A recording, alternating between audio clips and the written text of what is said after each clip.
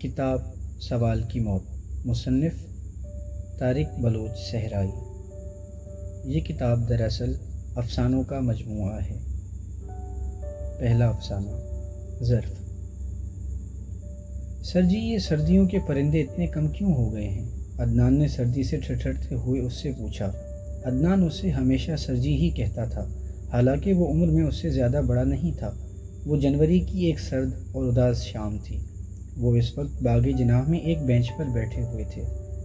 سردیوں کی شامیں بھی بڑی پراسرار ہوتی ہیں۔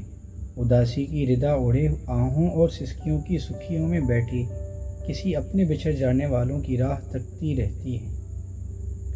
بے لباس سوکھے ہوئے ایک شجر جس پر ایک فاختہ اداس بیٹھی ہوئی تھی کو وہ دیکھتے ہوئے بولا، دانی جی، فطرت نے پرندوں کو تناسب محبت کے ساتھ باندھ دیا ہے۔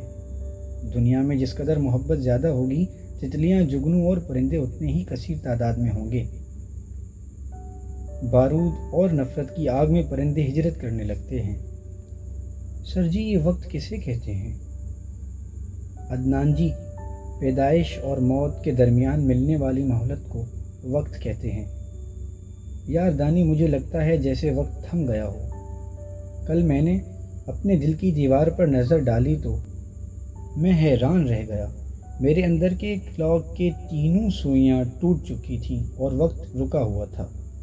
تمہیں پتہ ہے عدنان جی، سوئیاں کیا پیغام دیتی ہیں؟ نہیں سر جی۔ بڑی سوئی خدمت کی سوئی ہوتی ہے۔ یہ سوئی کہتی ہے کہ کائنات کو وقت کے ساتھ باندھنے والے رب کی مخلوق کی ہر لمحہ خدمت میں لگے رہو۔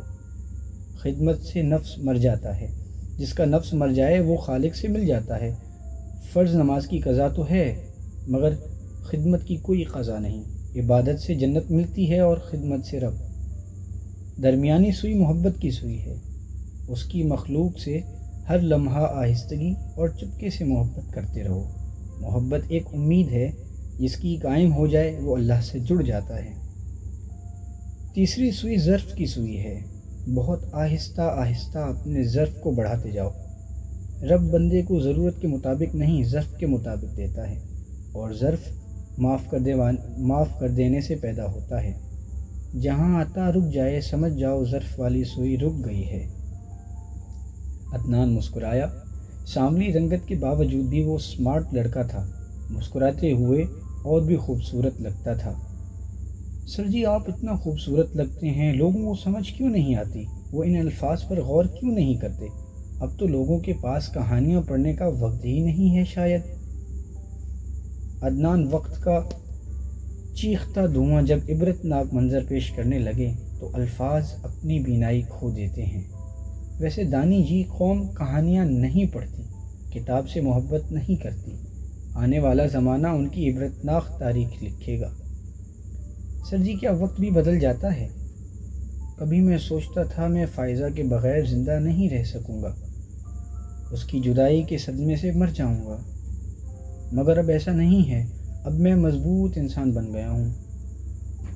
وقت نہیں بدلتا دانی جی، ہم بدل جاتے ہیں۔ ویسے سچ تو یہ ہے کہ جس کو مرنا نہیں آتا اسے جینا بھی نہیں آتا۔ عدنان مسکرایا۔ فائزہ کہتی تھی تم پاگل ہو۔ میں کہتا ہوں شاید تم ٹھیک کہتی ہو، مگر تم نے ابھی میرے سر جی نہیں دیکھے، شاید تمہیں ان کی ایک بات بھی سمجھ نہ آئے۔ وہ کہا لگا کے ہنسا۔ کئی سال کے بعد وہ ایسے ہنستا تھا، وگرنہ ایک عرصے سے اس کی ہنسی منزل سے پہلے ہی دم توڑ دیتی تھی۔ سر جی، فائزہ کہتی ہے تم بائک بہت تیز چلاتے ہو۔ کہتی ہے مجھے بہت خوف آتا ہے، کہیں تمہیں کوئی حادثہ ہی نہ پیش آ جائے۔ سر جی، یہ حادثات اور تصادم سے کیسے بچا جا سکتا ہے؟ اپنی چوتھی آنکھ استعمال کرو۔ چوتھی آنکھ؟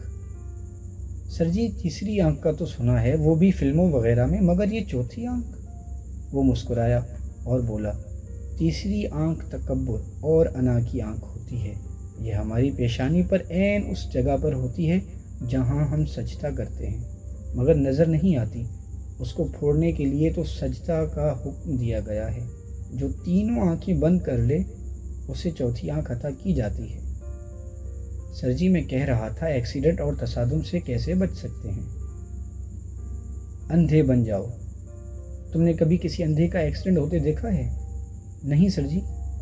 کیونکہ اندھے کا ہاتھ کسی اور کے ہاتھ میں ہوتا ہے۔ سر جی یہ صوفی، درویش، ولی جیسے حضرت علی حجویری، المعروف داتا صاحب، بابا فرید گنج شکر، حضرت میاں میر، حضرت جنید بغدادی جیسے بزرگ دنیا کی آسائشوں کو چھوڑ کر کیوں صرف راہ حق کی مسافر ہوئے؟ انہیں کس بات نے موٹیویٹ کیا؟ دانی جی انہیں ایک بات کی سمجھ آ گئی تھی جو ہم جیسے کم عقل کم علم لوگ نہ سمجھ سکے۔ وہ یہ کہہ کر اگر ہجرت نہیں کرو گے تو نقل مکانی کرنا پڑے گی۔ زندہ دلانے لاہور بسنت کی ہنگاموں میں مست تھے۔ آسمان پر رنگوں کی بارش ہو رہی تھی مگر وہ دونوں باغ جناح کی اسی بینچ پر بیٹھے کئی کٹی ہوئی پتنگوں اور جوش و خروش سے لوٹنے والوں کو دیکھ رہے تھے۔ یہاں سے قائد اعظم لائبریری کی پرشکوہ عمارت اور اس کے سامنے رقص کرتا فوارہ بھی واضح نظر آ رہا تھا۔ سر جی فائزہ کہتی تھی غربت اور بھوک ہی بندے کو آرٹسٹ بناتی ہے، کیا یہ سچ ہے سر جی؟ وہ مسکرایا۔ یار عدنان، یہ فائزہ بھی کبھی کبھی سمجھداری کی باتیں کر لیتی ہے، یا یہ لڑکیاں بھی عجیب ہوتی ہیں، بول رہی ہوں تو لگتا ہے کچھ چھپا رہی ہیں، چپ ہوں تو لگتا ہے ابھی رونا شروع کر دیں گی، روتے روتے ہنستا اور ہنستے ہنستے رونا شروع کر دیتی ہیں۔ دانی تمہیں پتہ ہے دنیا کا سب سے حسین منظر کون سا ہوتا ہے؟ کیا سر جی؟ جب کوئی عورت یا بچہ روتے روتے ہنسنا شروع کر دے۔ صحیح کہتے ہیں سر جی۔ اور پھر وہ سوچ میں گم ہو گیا۔ عدنان کو خاموش دیکھ کر وہ بولا، یار عدنان، میرے ساتھ آج کل ایک عجیب مسئلہ چل رہا ہے۔ جب سے میرے اندر کے کلاک کی سوئیاں ٹوٹی ہیں مجھے لگتا ہے وقت تھم گیا ہے اور تخلیق کے پرندے اپنے گھونسلوں سے باہر نہیں نکلتے۔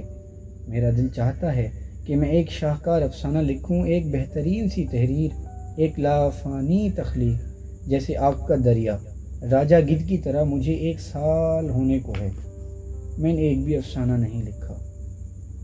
تخلیق کے پرندے اب میرے پاس نہیں آتے۔ بانو آپا مجھے کہتی ہیں بیٹا روز لکھو، چاہے ایک جملہ ہی کیوں نہ ہو۔ وہ کہتی ہیں خان صاحب کہتے تھے جس طرح آپ ساحل سمندر پر روز روٹیوں کے ٹکڑے ڈالتے ہو تو مچھلیاں بھی اسی وقت آتی ہیں، اسی طرح روز لکھو وگرنہ تخلیق کی مچھلیاں نہیں آئیں گی۔ سر جی فائزہ کہتی ہے شاعر اور ادیب کو پہلے محبت کرنی چاہیے، محبت کی ناکامی پر جو چوٹ لگتی ہے تو پھر ہی لکھا جاتا ہے۔ میر تقی میر، ساگر، مجنوں سب محبت کی ناکامی پر ہی بڑے قلمکار بنے ہیں۔ وہ گہری سوچ میں کھو گیا۔ برسات کا بھیگا بھیگا موسم اپنے اختتام کو تھا۔ کل کی بارش نے موسم کو خوشگوار بنا دیا تھا۔ بادلوں کے چھوٹے چھوٹے ٹکڑے شریر بچوں کی طرح آج بھی اٹکھیلیاں کرتے پھر رہے تھے۔ لارنس گارڈن اور بھی ہرا ہو گیا تھا۔ سلام کرنے کے بعد عدنان نے پوچھا، سر جی کچھ لکھا؟ عدنان مجھے لگتا ہے میں کچھ اور نہیں لکھ سکوں گا۔ کلاک کی سوئیاں ٹوٹنے کے بعد وقت اور تخلیق دونوں رک گئے ہیں۔ تخلیق کے پرندے ہجرت کر گئے ہیں شاید۔ میں گیا تھا آئینے کے پاس، میں نے کہا میں محبت کرنا چاہتا ہوں۔ سر جی پھر آئینے نے کیا کہا؟ عدنان نے بے چینی سے پوچھا۔ وہ بھرائی ہوئی آواز سے بولا، کہنے لگی ظرف اگر نہ ہو تو محبت نہیں کیا کرتے، وگرنہ حیرت کے سوا کچھ نہیں ملتا۔